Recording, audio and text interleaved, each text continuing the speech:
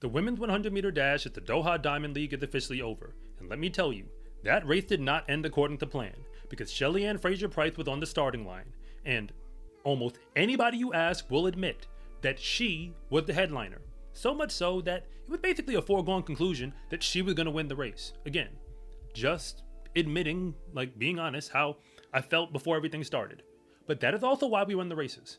So the gun goes off, and Shelly-Ann Fraser-Pryce charges to what appears to be more or less the front of the race. The thing is, she's not alone. By the time she gets to the line, she's not only not in front, she's not in second place, and she's not in third. She actually finished in fourth place. She ran a low 11 time on maybe 11:02, 11:03. I'm not looking at the numbers right now. And the winners were actually, I say the winners, were Tina Clayton within first, but Tina Clayton was not that far behind her in second. The time that Tia Clayton put down is technically a new world lead. And again, if we're talking wind legal. And then you move over to where Shelly-Ann Fraser-Pryce finished. Even though she was fourth, she almost could have been in fifth, because you had to go down to the thousandths on the time between her and I believe it's Patricia van der Weken in order to determine who was actually going to be fourth versus fifth. So with a video like this, because let's be honest, this race where Shelly-Ann Fraser-Pryce in the 100 in a Diamond League meeting, it was a big deal because a lot of people wanted to see how it was going to play out. And now that we know what happened, I'm going to get all the way out in front of this and say, no, I don't believe we should be concerned about Shelly-Ann Fraser-Pryce. But I also have to be very clear about the reasons why. Because there are two narratives. One is about Shelly-Ann Fraser-Pryce, this season, this race, and where it fits into everything. The other is a larger discussion about the women's 100, what's actually happening with it, and how that relates to Jamaica. When I say we should not be concerned, I'm actually talking about both sides. But let's just start with Shelly-Ann Fraser-Pryce, because I'm going to go on record. If it wasn't clear before, I'm going to make it clear now. As far as I'm concerned, she is the greatest women's 100 meter runner we've ever seen in the sport. The longevity that she's had and the heights she's achieved, if you just rack up all the medals, and for that matter the times, and the fact that she's stayed very fast for a very long stretch of time, it's undeniable. She is at a point in her career where there's absolutely nothing left to prove. If Shelly-Ann Fraser-Pryce were to already retire, she didn't have to come back this year, it would have been fine. It would have been okay. There'd be nothing negative to say about her and her career. I mean, I'm sure somebody could come up with something. I ain't gonna be that guy. That said, she came back and she's running this year. And I think sometimes I hear that this might be her final season. I hear conflicting reports depending on, somebody can fact check me on that in the comments. But fundamentally, she's been on a victory lap for a while. All the races she's running, we're in the bonus part of her career. Shelly-Ann Fraser-Pryce right now is more or less in the same place that Michael Jordan was when he came back to compete for the Wizards. Even though it's basketball, just remember, he was already Michael Jordan. He didn't have to play another game for his legacy to be cemented, but he kept playing. And when he did, any accomplishments he has from that point on are just extra stuff. Because the only way you become one of the greats, like Shelly-Ann Fraser-Pryce, is at one point, you were all the way out in front, where you were almost bulletproof. The races are happening, but for the most part, you're going to win. That's what's going to happen. For the most part, you're going to win, or you're going to come away with medals. Shelly-Ann Fraser-Pryce was at such a high level, and then, like all the greats, if you stick around, you will come back to the field. The thing is, remember, you are ahead of the field. But when you come back, you're just with them now, but you still have a chance to win. And that's where Shelly-Ann Fraser-Pryce actually is at this moment. No, she didn't run the fastest time that even we've seen earlier this year, but granted, with a windy time when she went 10:9, so maybe this race is somewhat in the same, caliber if you're, kind of checking wind gauges and so on. This one was right on the wind gauge line, by the way. It was 2-0. But still, it is what it is. When the lights are on and it's time to perform, I don't doubt that Shelly-Ann Fraser-Pryce is going to give you the best that she's got. And it's probably going to be better than almost anybody else has in the field. But now let's move off of that part. Because, again, should we be concerned? No, I don't really think so. Because she ain't got nothing left to prove. That's my reasoning. And if she does win, which is possible, win more medals this year, all right then. But if you're new here, I want to say thank you for even making it this far into the video. And I'm Coach Rob, and if you really want to know what's going on with the fastest athletes in the world, then you are in the right place. And if anything that I say actually connects with you, it is always greatly appreciated if you would please like and subscribe. But if I don't, just let me know in the comment section, because I try to read them all. We now see Tina Clayton and Tina Clayton in the front of the race.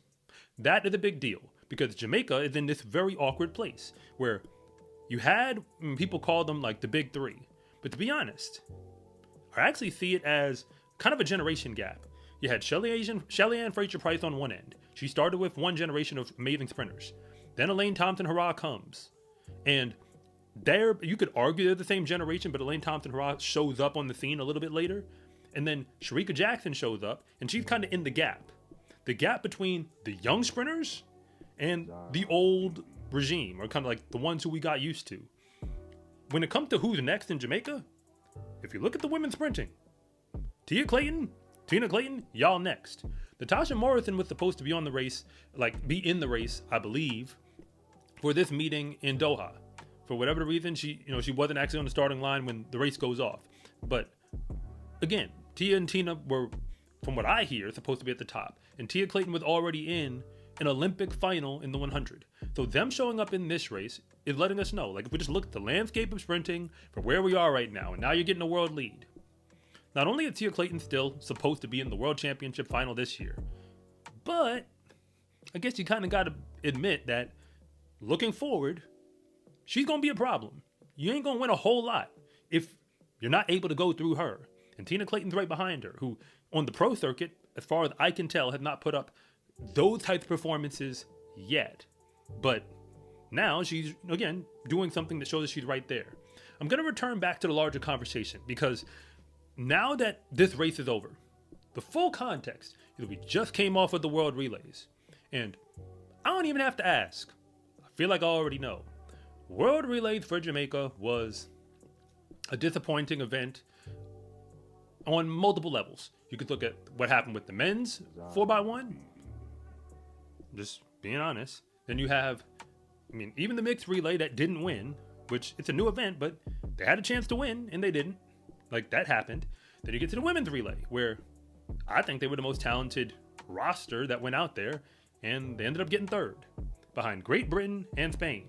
Spain ain't got nobody who anybody recognizes by name, so they're just running as a team entirely. You tell me in the comments if you know any of their sprinters by name. And then when you get to Great Britain, they didn't even run with their top athletes. Their top two sprinters, who were Olympic finalists in Paris, they didn't run. And I believe they had some who were incredibly young athletes who were also on that relay.